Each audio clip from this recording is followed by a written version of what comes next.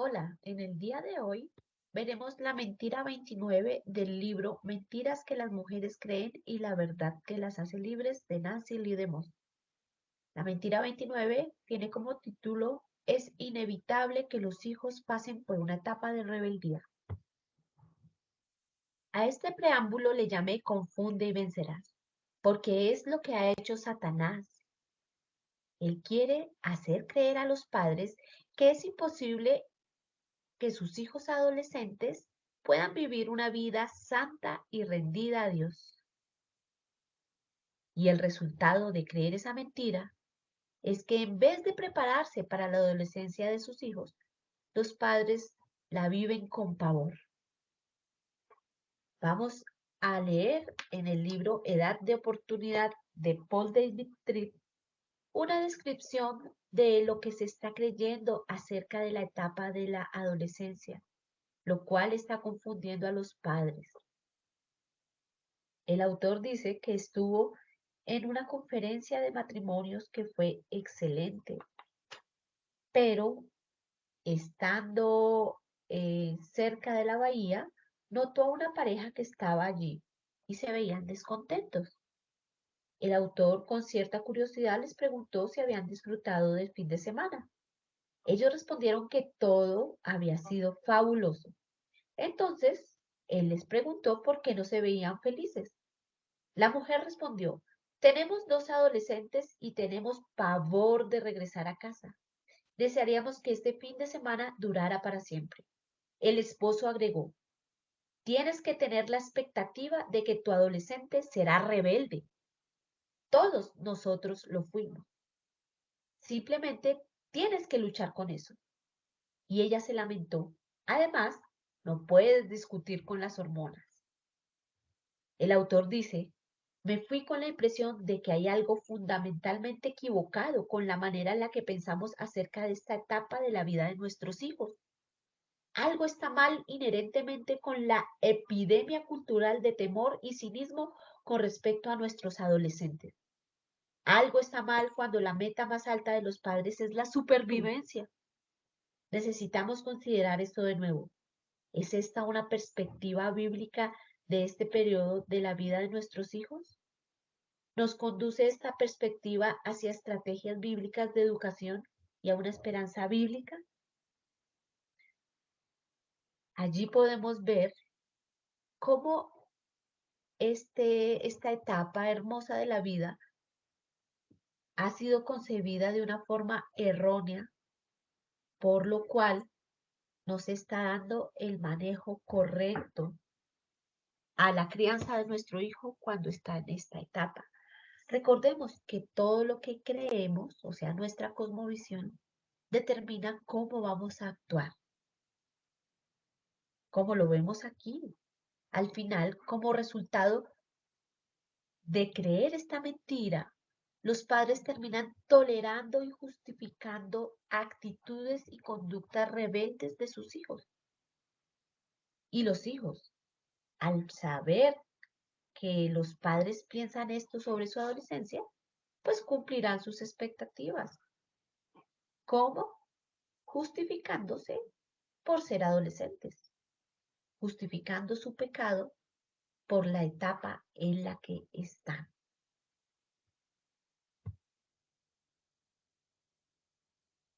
Aquí el título que quise dar es Equipándonos para esta etapa, la batalla está en nuestro propio corazón. ¿Por qué está en nuestro corazón?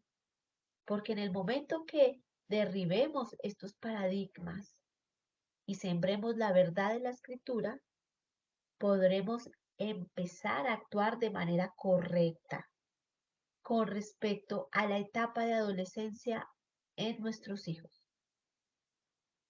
Primero, la realidad es que todos somos rebeldes por naturaleza. Salmo 51:5 dice, yo nací en iniquidad y en pecado me concibió mi madre.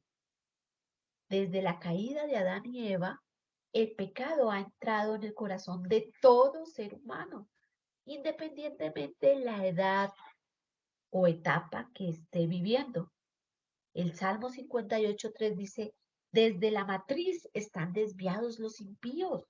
Desde su nacimiento se descarrían los que hablan mentiras. Aquí podemos entender que no es una cuestión de madurez, como lo expone el autor Paul David Tripp en su libro. Los padres están esperando que sus hijos adolescentes lleguen a los 20 años como si este fuera un umbral mágico y después de atravesarlo dejarán de pecar. El problema no es de madurez, el problema es que hay rebeldía en nuestro corazón. El problema está en nuestro corazón. Podemos ver que hay hombres que llegan a edades tardías, 30 o 40 años, con actitudes adolescenciales.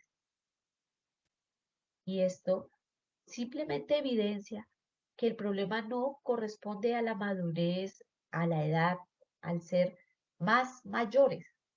Me refiero con esto a la madurez, ser mayores, sino que el problema es el corazón.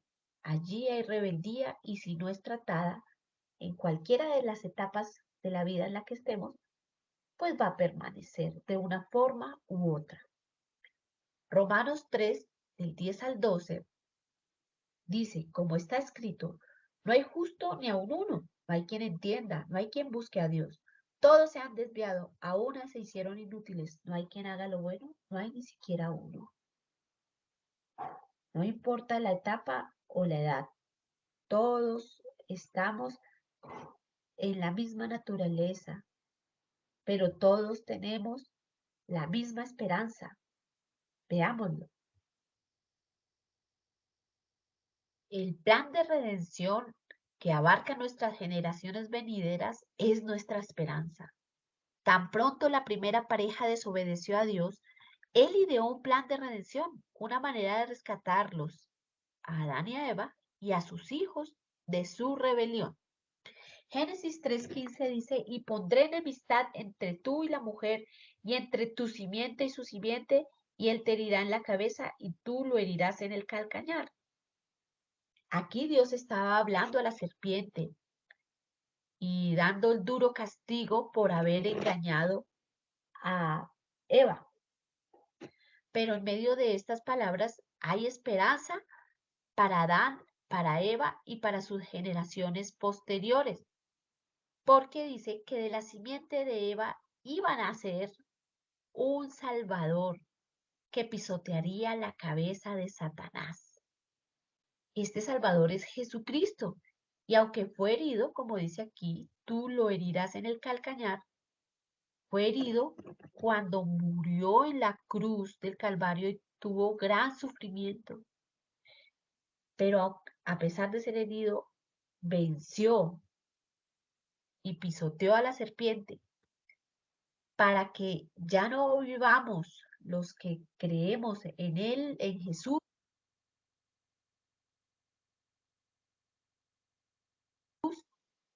ya no vivamos la esclavitud del pecado y no vivamos más en tinieblas. Y esto abarca a todos, porque mediante la provisión de un sacrificio que se ofreció en lugar de los pecadores, Dios alcanzó con su gracia a todos los pecadores. Esto incluye a nuestros adolescentes. Esto da esperanza incluso a ellos y a nosotros como padres de ellos. El propósito de Dios era que cada generación venidera pudiera recibir su gracia, guardar su pacto y enseguida pasarlo a sus hijos. Los padres cristianos han recibido un mandato sagrado de guiar a sus hijos a someter la vida de cada uno de ellos a Jesús como Señor y a introducir a sus hijos junto con ellos dentro del arca de salvación. Así como Noé dio el mensaje a sus hijos acerca de ese juicio que vendría, de ese diluvio que iba a destruirlo todo. y los instó para que fueran al arca y pudieran salvarse, nosotros tenemos un deber sagrado de conducir a nuestros hijos al camino de la salvación, a Jesús, quien puede rescatarlos de su pecado, de su miserable condición, al igual que nos rescató a nosotros. En Proverbios 6:23, lo estoy buscando por aquí, dice lo siguiente. 6:23. Porque el mandamiento es lámpara y la enseñanza luz, y camino de vida las reprensiones de la instrucción. Tenemos un mandato sagrado de enseñar a nuestros hijos, de guiarlos a Jesús para que puedan ser rescatados. En el libro Pastoreando el corazón de tu hijo, del autor Ted Tripp, dice lo siguiente, página 31. Dice, esto es acerca de nuestro llamado como padres, de nuestra misión. Usted no viene a su hijo demandando para sus fines que él se le rinda y le obedezca. No, usted viene a él con la corrección y la disciplina, que son el camino de la vida, según Proverbios 6:23. Y se acerca a su hijo en nombre de Dios, porque Dios se acercó a usted primero.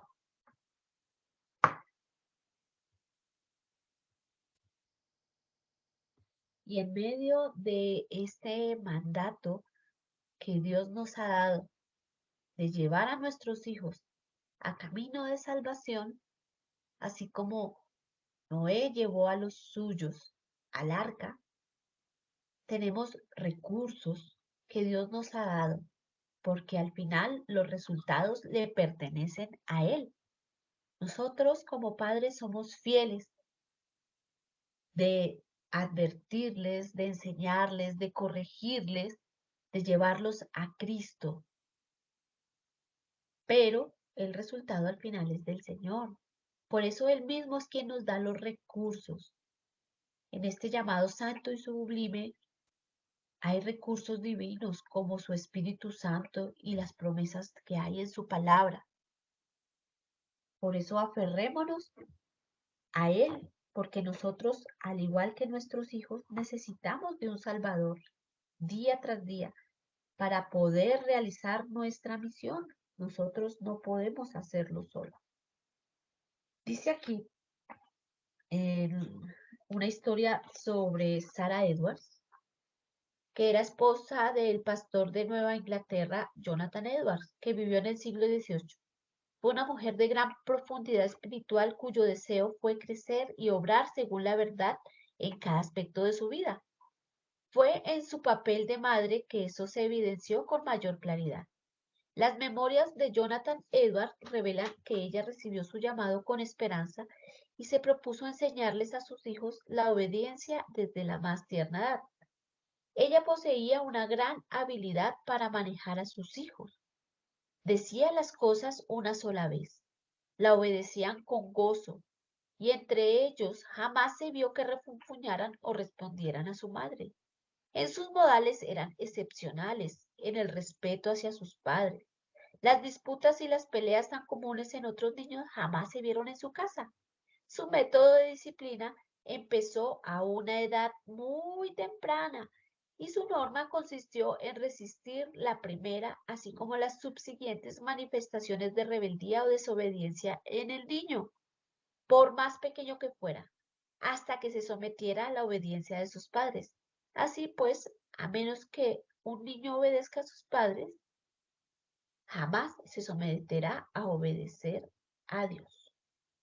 Entonces aquí vemos algunos tips de esta mujer que podemos tomar como una referencia. Dice que ella se propuso en su llamado enseñarle a sus hijos la obediencia desde la más tierna edad. Entonces, una cosa que podemos hacer para que la adolescencia de nuestros hijos no les llegue tan duro es instruirlos acerca de la obediencia desde muy pequeños. Uno de los principios básicos cuando criamos hijos es enseñarles lo que es el respeto a la autoridad y la sumisión. Esto ayudará mucho para cuando ellos lleguen a esa edad de, de la adolescencia. Con la sabiduría que nos dé el Señor y los métodos bíblicos que están en su palabra, podemos empezar a instruirlos en este aspecto.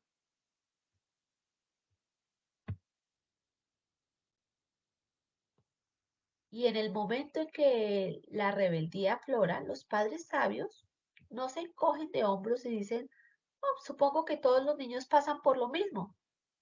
No, nosotros comprendemos que los niños experimentan cambios fisiológicos y hormonales que pueden influir en sus cambios de ánimo, pero debemos enseñarles que incluso en este momento Dios es nuestro ayudador que nos escucha, alienta y que dependemos de Él, incluso en estas cosas.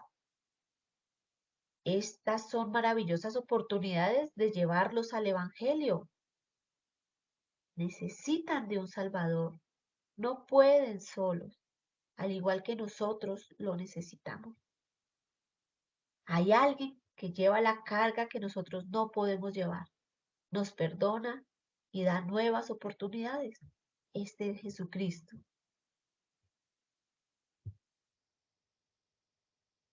Como padres piadosos también dependemos de un Dios bueno que puede capacitarnos para enfrentar cada situación con amor y firmeza, preservando las relaciones y comunicación con nuestros hijos.